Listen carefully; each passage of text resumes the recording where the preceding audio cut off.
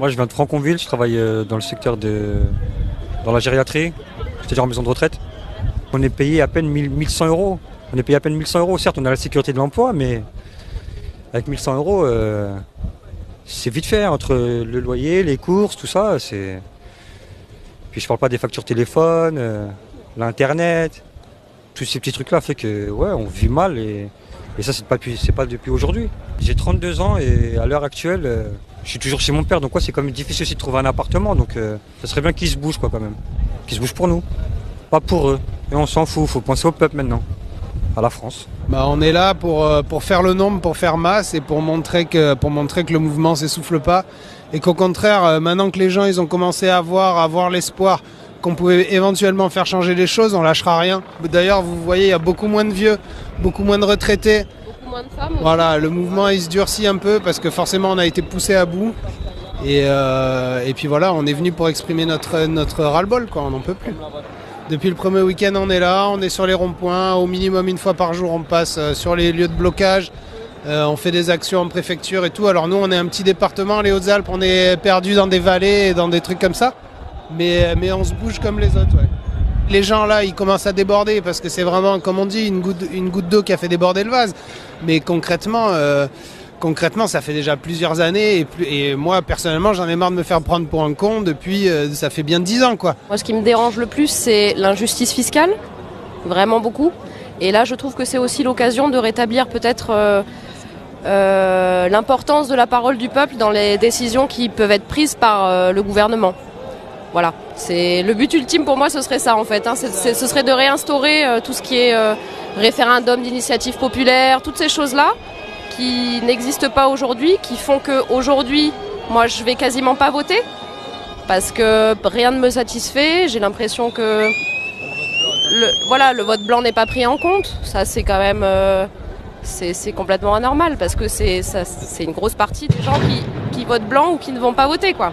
Une seule mesure qu'il faut retenir, c'est voilà, le référendum d'initiative citoyenne. À partir du moment où on a le pied dans la porte, on pourra éventuellement changer les choses, ce qui n'est pas le cas actuellement. Actuellement, on ne peut rien faire. Ce mec, il a les pleins pouvoirs et on ne participe pas aux décisions. Et même quand on montre notre mécontentement en masse, comme c'est le cas depuis un mois, ben on voit qu'il ne se passe rien, on voit qu'il ne nous écoute pas et il est quand même complètement à côté de la plaque.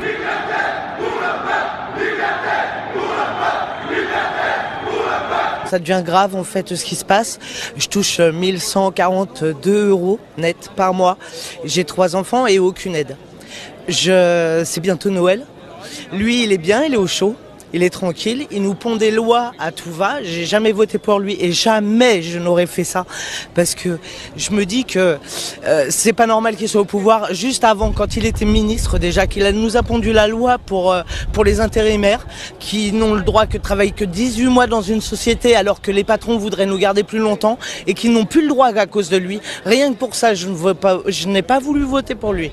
Rien que pour ça. Maintenant, je suis dans la rue comme tout le monde parce que tout le monde estime qu'on a le droit d'avoir plus d'argent, que lui nous baisse toutes nos taxes, qu'on n'arrête pas de payer, que moi j'ai ma paye le 12 et le 13 il n'y a plus rien, parce que on peut pas, il y a tout qui est déduit, jusqu'au 20 et c'est fini. Et après on se débrouille comme on peut, mais lui il s'en fout.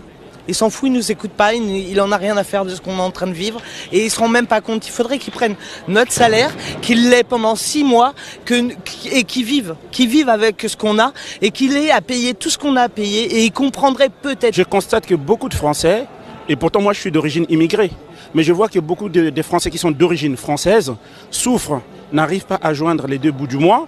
Et là je comprends que voilà, je ne peux pas accepter que moi qui gagne assez bien ma vie et que les autres vivent en dessous du seuil de pauvreté. Donc nous sommes un pays riche, dans ma logique nous sommes un pays riche et la France doit donner cette richesse à son peuple. Voilà, donc un pays riche, la population doit être riche et non un pays riche et la population est pauvre. Donc c'est pour cela que je suis descendu dans la rue. Ce que moi j'attends de la suite du mouvement, que nous continuons à manifester tous les samedis et moi je suis prêt à descendre tous les samedis dans la rue. Donc ça c'est déjà de 1, nous n'allons jamais reculer. Mais ce que je demande au gouvernement, qu'il voit la réalité qui est en face. Que M. Macron arrête d'être orgueilleux autant. Il n'a pas le respect pour le peuple français. Là pour moi il y a une division entre la classe politique et nous la population. Moi qui suis d'origine immigrée, je ne peux pas faire les yeux doux à Marine Le Pen. Mais je comprends maintenant que je ne peux plus voter pour la droite ni pour la gauche. Donc cela sous-entend, il n'y a que deux options qui sont devant moi, soit Jean-Luc Mélenchon, soit Marine Le Pen. Voilà, donc vous comprenez, moi qui suis immigré de la première génération, je commence à faire les yeux doux à Marine Le Pen. Cela sous-entend quoi? Qu'ils ont échoué. Donc allez-y dire à Macron que nous sommes prêts à voter même les extrémistes pour nous diriger. Parce que eux, la gauche et la droite, n'arrivent pas à nous satisfaire. Le gouvernement doit comprendre que nous sommes prêts à en découdre de façon pacifiste, mais malheureusement, le gouvernement utilise la machine répressive d'État qui est les CRS pour nous casser la gueule alors que nous sommes des pacifistes. Parce que ce matin je suis venu, j'étais équipé, je me suis fait voler mes gants par la police, j'avais des lunettes, ils me les ont volées, j'avais un masque, ils me l'ont volé aussi. Ils nous ont dit vous inquiétez pas, on va pas vous gazer pour rien. Moi j'ai très bien vu tout à l'heure, je me suis fait gazer pour rien. J'étais sur les Champs-Élysées depuis ce matin. Là je rentre parce que ça commence à casser, moi je cautionne pas du tout, je suis anti-casseur et pacifiste. On s'est fait gazer, j'ai vu une dame qui s'est pris un flashball, une dame de 50 ans, honnêtement c'est honteux, elle s'est pris un flashball dans le bras. J'ai vu un monsieur qui s'est pris un flashball dans le front. C'est la première fois de ma vie que je manifeste, depuis le 17 novembre. L'Union européenne fait les lois en France. C'est même plus la France qui fait les lois. On est esclave des banques en France. La dette est illégitime et irremboursable depuis le jour où on a vendu la Banque de France. Selon la loi Giscard, Pompidou, Rothschild. Selon vous, qu'est-ce qui pourrait calmer le mouvement? Quelles mesures? Je n'en ai aucune idée. J'ai parlé avec beaucoup de gens, des policiers, des CRS. Je leur demande qu'est-ce qu'on fait. Personne n'a la solution. On ne sait pas. On ne sait pas quoi faire. Tout le monde dit qu'on casse, c'est faux. Bien sûr qu'il y en a qui cassent. En même temps, pour se faire entendre, faut un peu casser. Nous, on est là depuis 8 heures ce matin. Personne cassé. Rien ne se passait. On se fait gazer. Les gens sont obligés de répondre. Il ne faut pas qu'il y ait de violence des deux côtés. Les jaunes et les bleus, il ne faut pas qu'il y ait de violence du tout. Je suis contre ça. Mais aujourd'hui, on est obligé de répondre. Hein. S'il n'y a pas de bordel, rien ne se passera. Et il y a des gens aujourd'hui qui sont sur la paille. J'ai jamais fait de manifestation à part celle-ci. Là aujourd'hui, oui, je pense que si les gens ils sortent dans la rue aujourd'hui, c'est parce qu'ils en ont marre, vraiment marre. Je regarde dans mes poches à moi, dans mes poches j'ai plus rien aujourd'hui. J'ai un salaire assez minable. C'est pas qu'on a vraiment on va dire des salaires minables, c'est tout est cher aujourd'hui. Donc les gens ils se privent. On vit pas, on survit. C'est pas normal. Quand vous arrivez au 15 du mois, vous êtes à découvert.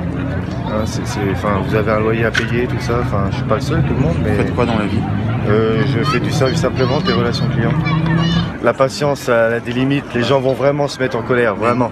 Quand Noël approche, vous pensez que Noël va calmer les choses? Non, certainement pas. C'est pire. Les gens, ils se rendent compte qu'ils vont rien bouffer à Noël. Ils n'ont même pas de cadeau à offrir à leurs enfants. J'ai pas d'enfants, je peux même pas offrir un cadeau à mon neveu. C'est pire Noël. Et après Noël, c'est là que ça va changer.